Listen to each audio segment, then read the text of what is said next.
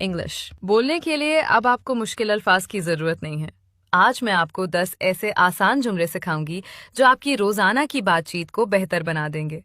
जल्दी से वीडियो को लाइक करें और कमेंट में लर्न लिखें। कोई फैसला करो। Make a decision. Make a decision. मुझे कोई वजाहत नहीं चाहिए। I want no clarification. I want no clarification. सिर्फ खुदा जानता है। Only God knows. Only God knows.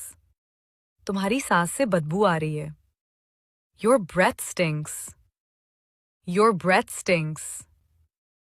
गौर से सुनो। Be all ears. Be all ears.